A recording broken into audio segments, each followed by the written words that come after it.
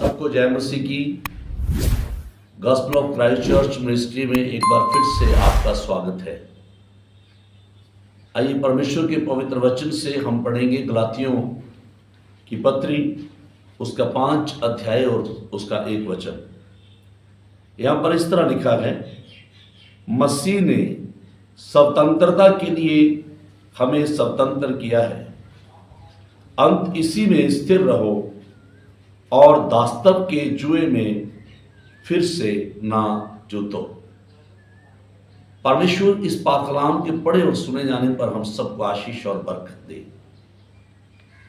यहां पर हम खुदावन के कलाम से देखते हैं, संत पौलुस जो हैं वो गलातियों के नाम इस पत्र को लिखते हैं और इसमें वो हमें इस बात के लिए स्मरण दिलाते हैं, याद दिलाते हैं, हमें अगुवाई कर रहे हैं कि हम इस बात को जाने कि मसीह ने हमें आज़ाद किया है।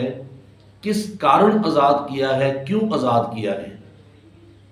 प्रभु चाहते हैं कि हम जो उसके लहू के वसीले से, उसके अनुग्रह से, पाप से आज़ाद हो जाते हैं, यानी हम तौबा कर लेते हैं, बपतिस्मा लेते हैं और चर्च में जाना शुरू कर देते हैं, संगति करते हैं, तो वो कहता है कि अगर तुम एक बार इस बात को जान चुके हो कि तुम मसीह के द्वारा आज़ाद कर दिए गए हो, तो फिर तुम दोबारा उन कामों में जो आपने मसीह में आने से पहले किए हैं, जैसे झूठ बोलना, नशा करना, गाली देना, झगड़ा करना और कई तरह के इस तरह के अपराध जो परमेश्वर का वचन हमें करने से वर्जित करता है।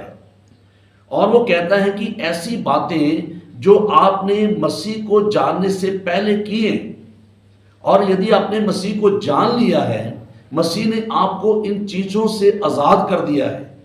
क्योंकि परमेश्वर का वचन कहता है कि मन फिराना मतलब तौबा करना, जिसका अर्थ रहता है कि जो काम हम व्यवस्था के खिलाफ करते हैं, जो काम हम परमेश्वर की इच्छा के खिलाफ करते हैं, जो काम हम इस कलाम के खिलाफ करते हैं, इस कलाम के मुताबिक जो चीज़ हम गलतियां कर रहे हैं, उनको हमने छोड़ना है, उनसे अपना मन फिराना है, उनको हमने त्याग देना है और प्रभु में हमें नई सृष्टि बनना है।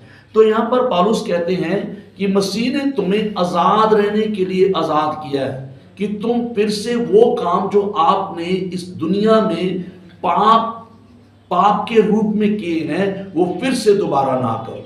तो इसलिए कहता है कि मसीह ने तुम्हें स्वतंत्र किया है, स्वतंत्र रहने के लिए।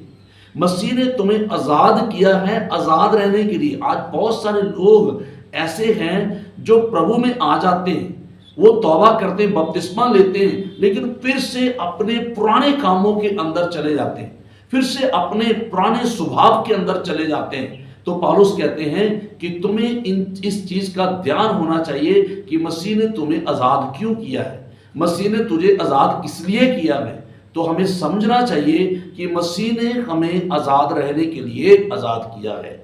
आज़ाद रहने का मतलब है कि हम उन चीज़ों के गुलाम फिर से ना बने जिनको हमने मसीह की खातिर छोड़ दिया है। जो पाप की सूरत है उसको हम फिर से धारण ना करें।